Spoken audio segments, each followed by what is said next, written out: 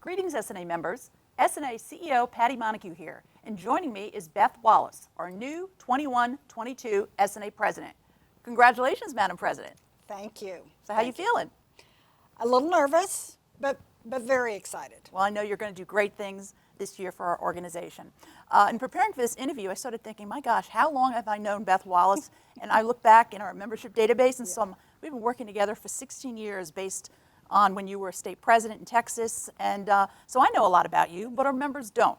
So I thought it'd be great for us to get together and do a little interview and find out a little bit more professionally and personally about Beth. So Absolutely. So maybe let's talk about your leadership journey from college through to your job now, where you're executive director at Jefferson County Public Schools, which is the second largest county in Colorado, if I'm correct. Yes. Okay, so take it away. Well, I always wanted to be Betty Crocker.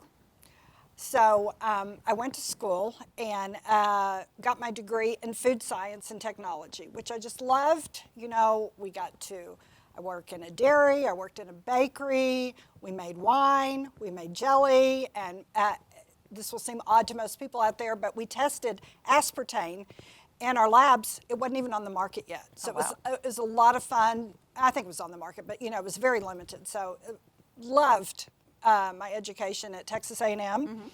Mm-hmm. Got out of school and had 2 job offers, one at Frito-Lay and one at Oak Farms Dairy, but the boyfriend was in Houston, who's now my husband.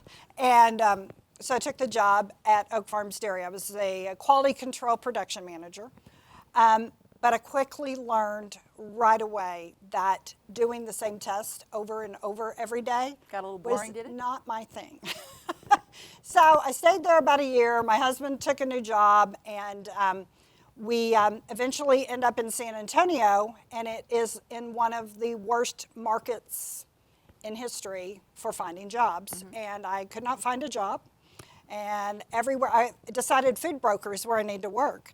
And no one would hire me because I had no sales experience. So I started selling real estate because I needed sales experience.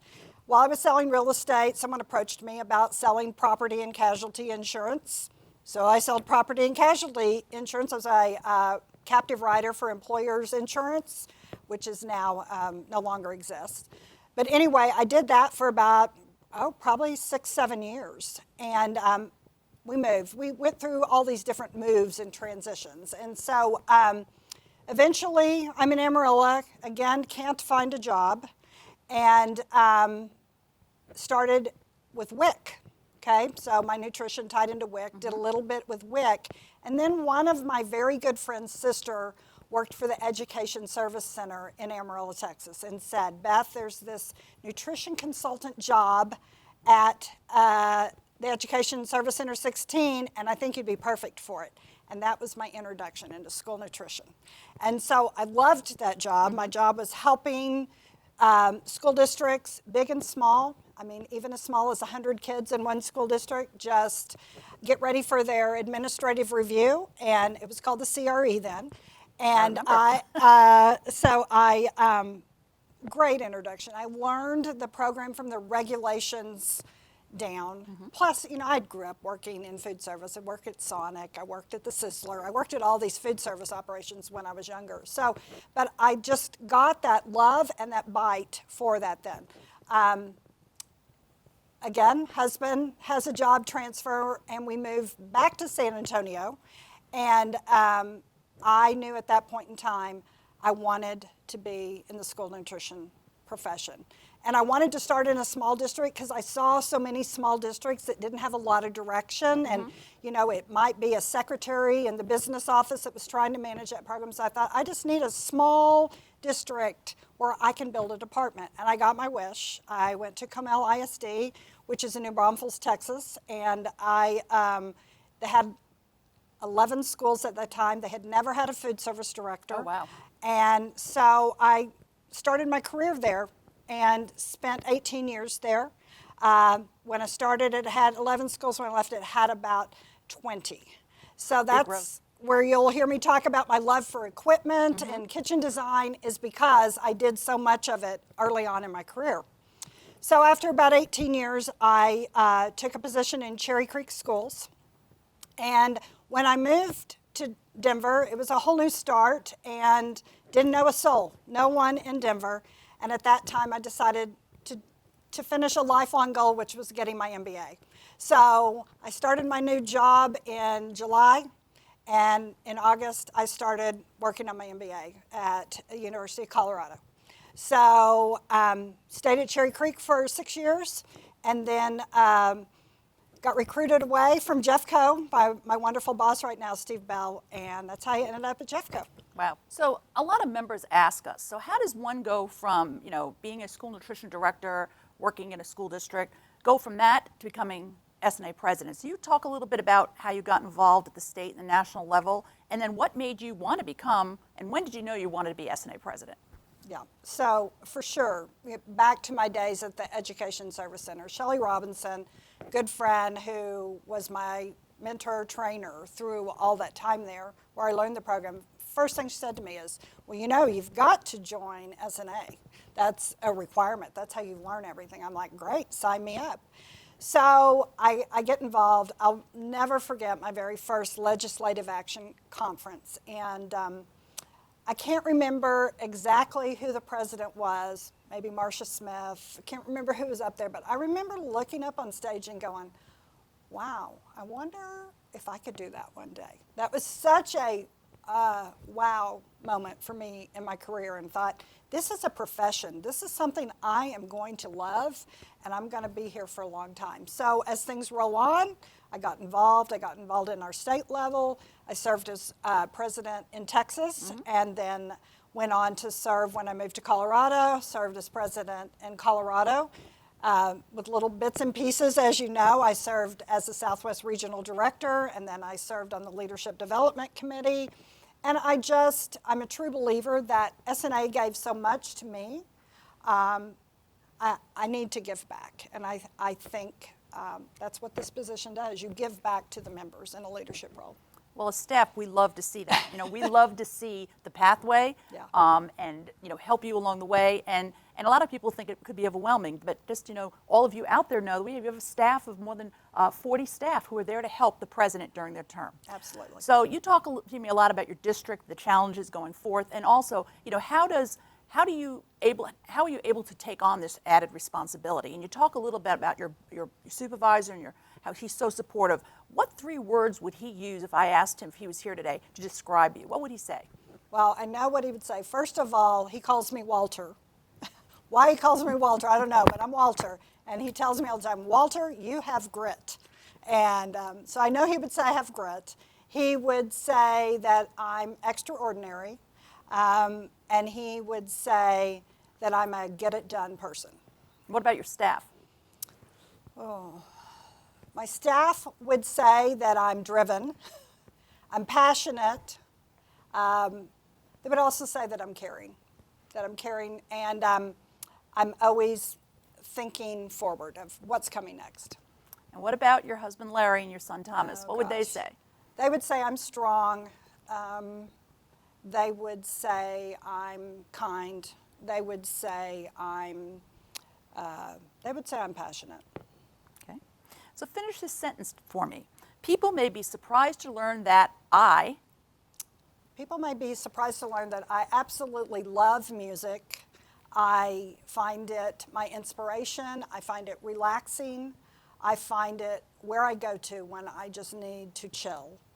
They also might not know that I love to travel, kind of a foodie, like to try new restaurants, new places. Oh, and that I love to binge watch series, and I'm going to give you a tip right now. Monarchos is a great one that I'm watching, and I love binge watching shows. Yeah, Beth and I are constantly swapping one of our binge shows, and we give each other ideas. So I like that. So as we think back over the last 16 months, we all know it's been so challenging, both personally and professionally for most of us. We also discovered that we're stronger, more creative, and resilient than most of us ever thought. And over the years, you've shared with me some of your a personal challenge in your life and how it taught you to be some valuable lessons and how to be resilient, how to be resourceful, and that really helped you this past year. Can you talk a little bit and share a little bit with our members about that? Sure. Some people know this, but if you don't, I was diagnosed with chronic lymphocytic leukemia when I was 34. And that's a cancer that is typically seen in people that are 60 years or older. And they, at that time told me we can probably manage it for about 10 years, but there's no cure for it. And so, that's pretty punch in the gut. My son was 8 or 9 years old at that time. And so going back to grit, strong, things like those, where the words come from, I think, from the people that know me. And I just decided, well, I wasn't going to give up there. I went to MD Anderson. They said, well, we might be able to do a bone marrow transplant, but we haven't done a bone marrow transplant on this type of cancer. We've only done 7 because we don't do them in older people over 40 at that time is what they were doing. Anyway, I went through the bone marrow transplant, and, I learned from that. First of all, the most important thing was my whole family just rallied around. When you go through a bone marrow transplant, at that point in time, you were in isolation. So I had one family member that was coordinating all the donated blood donations that I needed. I had another family member that was coordinating my son and husband that were staying in San Antonio, and I was in Houston, and that was important to me because I wanted that as stable as possible. Sure. I had other family members that were taking turns sitting with me in the isolation unit, and that was incredible. But my district at that time also made sure that they got food ready for my husband and son, family and friends did that too, and that I never lost a single day of pay. So I had not used sick leave or a lot of vacation time, so I had a bank, but I was out for about 9 months. Oh, wow. And through donations of sick leave bank and family medical leave and all those things, I never lost a paycheck through that whole time. So one of the lessons that I would say that is always with me since that point is, live life today. Reggie and I talked about this morning. You never know what tomorrow's going to bring. You save and you think, well, at one point in my life I'm going to do this, or one point I'm going to save and do all this. Live your life. Don't miss an opportunity when it's presented to you. Go for it. And that's what I would say. And what a tribute to your staff. When we talk about school nutrition members, and I tell our members all the time they're the salt of the earth, but I'm sure they were there and kept things going in the school district to ensure the kids were fed. Never missed a beat. It was great. So when it comes to SNA in the year forward, what accomplishment or benchmark, what do you would like to see SNA accomplish over the coming year? So obviously we've got a brand new strategic plan that we need to implement, and there's a lot of stuff in that strategic plan. But we also need to see reauthorization come to fruition and get into place. We need to focus on financial sustainability of our programs. That's key in my mind. It's really important that our programs come out of this with some stability because they've lost an extreme amount of money over the past 18 months. Well, and I'm pleased to say also big, and again, we're going to be unveiling the strategic plan putting more information on the web and sharing with members, but a big part, we're going to continue our diversity, equity, and inclusion. Absolutely. And it's going to be, throughout our work, and we really want to recruit and get more members involved in the organization. Absolutely. And, the people that really represent, that are feeding the kids every day in this profession. Absolutely. So is there anything else you'd like to share with us that we haven't talked about? I'm very excited to have this opportunity. I'm very blessed to have the staff that I have that is supporting me as we go through this. I just want to thank everyone for what you do every day to serve our kids. It's truly an amazing profession that we're in. So I thought I knew a lot about you, but I've learned some new stuff from you today chatting here. So, and I look forward to working closely with you in the next year and supporting you along the way as much as we're only a phone call and an email away, as I like to say. And again, congratulations on becoming the SNA 21-22 president. Thank you.